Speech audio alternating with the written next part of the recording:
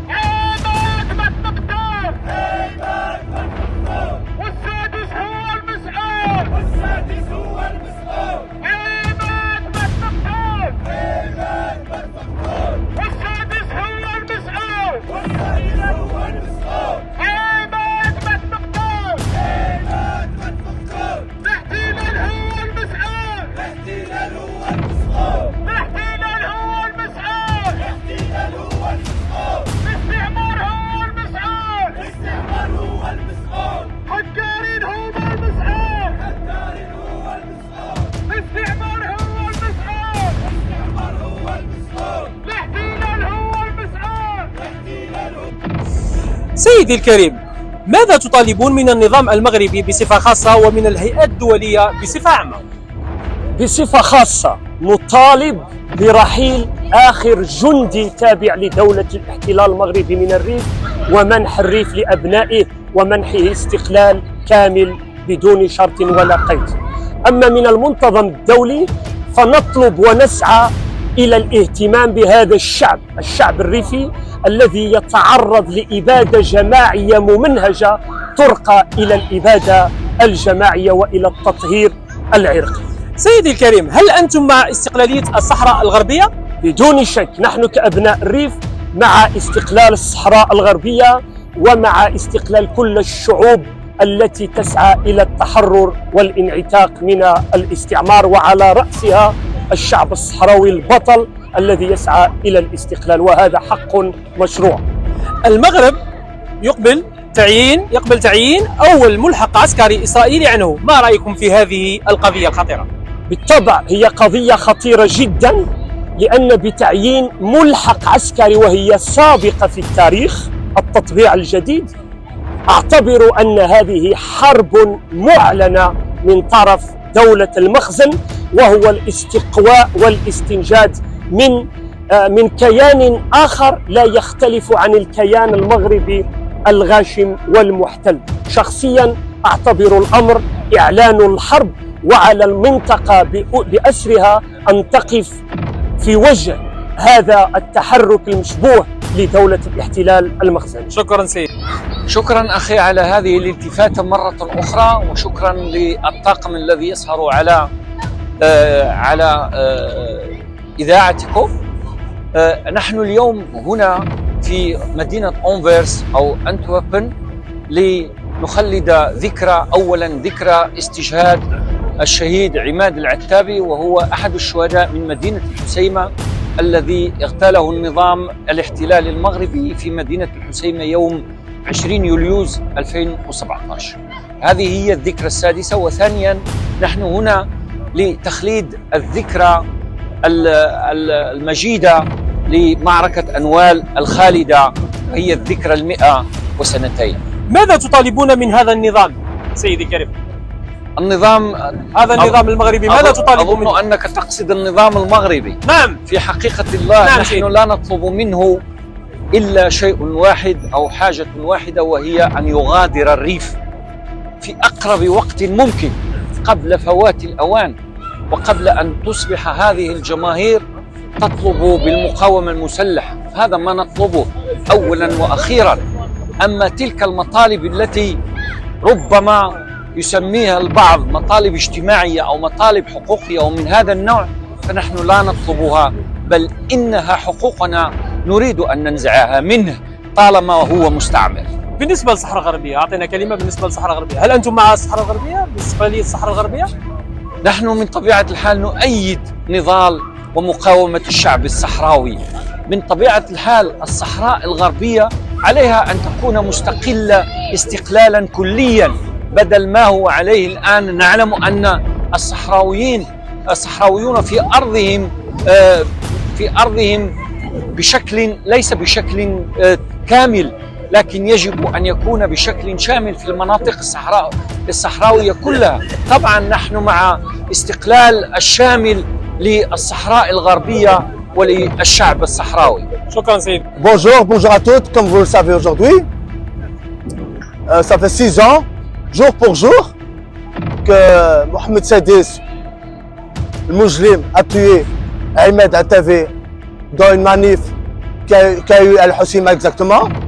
Il l'a tué sans, on va dire, sans préjugés ou sans rien sans du tout. C'est pour ça que si on est aujourd'hui, on a fait un sitting aujourd'hui pour les 6 ans d'Ahmed Attavé. Et voilà, les Rifins sont regroupés ici à Bruxelles ou à Antwerpen pour dire à Mohamed Sadis, tes jours sont comptés. Nous, on veut plus de toi dans le Rif. Le Rif veut plus de toi. Ahmed Attavé, 100%, il veut plus de toi. Tu l'as tué, c'est toi qui l'as tué. C'est personne d'autre qui l'a tué. C'est toi qui as donné l'ordre aux policiers de tuer Ahmed Attavé. C'est pour ça que moi, en tant que Rifin, ou tous les Rifins d'ici, on prend la responsabilité. C'est toi qui l'as tué, Ahmed Attavé, Mohamed Sadis. الريف النغمار علوي غفار. السلام عليكم اخواني اخواتي، احنا هنا اليوم باش ندو بالجهد برحيل هذا الاستعمار، هذا الاحتلال من ارض الريف. كنقولوا لهم ارحلوا عنا، ارحلوا من ارضنا، اتركونا لحالنا. مرحبا بكم. الاسم تاعي كريم الحيان، انا من الاصول تاع السوس تارودانت، امازيغي الاصل. وكانت عندي حركه، شاركت مع حركه 20 فبراير في المظاهرات، وكنت ناشط سياسي في الحركه 20 فبراير، وكنت عمل رسومات على الحائط ضد النظام الدكتاتوري المخزني. وتسجنت عامين، سنتين تحكمت فيها. كيف كان السجن تاعك؟ كيف كان السجن؟ احكي لنا على السجن تاعك.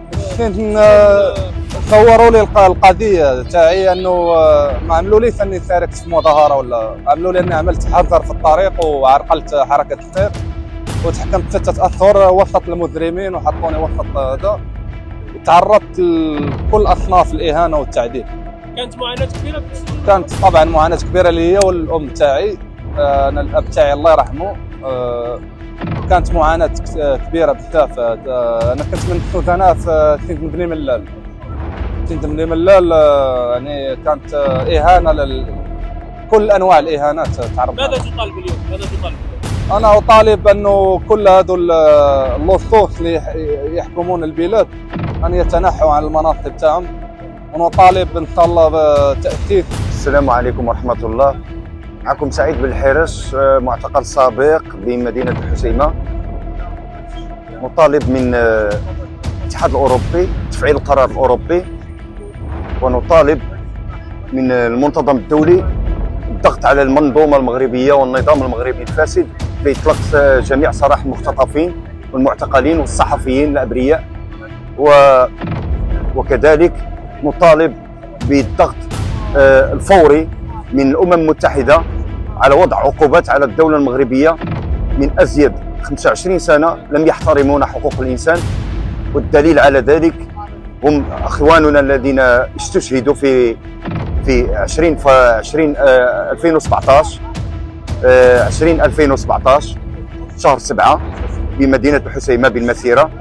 وكذلك إخواننا الأفارقة الذين ماتوا في الحدود، وإخواننا الذين ماتوا في البحار وفي أعالي البحار، إخواننا من أمازيغ كثير من الأبرياء. نطالب بالضغط الفوري على المنظومة المغربية بتغيير كل السياسة المركزية التي تنهجها. وبهذه المناسبة كنغتنم الفرصة باش نطلب بإطلاق سراح مجموعة ديال الأحرار المغاربة القابعين في سجون المخزن، وعلى رأسهم الصحفي الاستقصائي عمر الربيع وتوفيق بوعشرين، وكل الأحرار المغاربة نطالب بإطلاق سراحهم فورا وحالا. كنقدم واحد التحية الكبيرة للرئيس الجزائري عبد المجيد تبون، وكنحييه على واحد المبادرة اللي هي إعادة الجزائر إلى مستوى عالي جدا، مستوى دولي وإقليمي. الجزائر يعني عاشت واحد التراجع في العقود الماضية على المستوى الدولي. شنو كنشوفوا دابا؟ أن عبد المجيد تبون بحنكته السياسية يعيد للجزائر مجدها التاريخي ديال نوميديا وديهيا وأكسي. كنحييه تحية، ونتمنى إن شاء الله نشوفوه ونجلسوا معاه ان شاء الله، وإلى كتاب الله على شيء ان شاء الله. استاذ، أنا بدوري أخي أشكرك شخصيا، وأشكر جميع الطاقم الذي يساعدك، وأشكر الإخوان في الجزائر. ونعرف أن الجزائر دولة تناصر الأحرار، تناصر من يريد ويبحث عن الحرية. نحن شعب الريف نبحث اليوم كما بحثنا بالأمس على حريتنا، ولهذا نريد بل نطلب ونصر على أن الشعب الجزائري شعبا وحكومة أن يناصروا هذا الشعب الذي هو ضعيف ولكن قوي في العزيمة والإيمان بقضيته. ولا بد أن نذكر الإخوان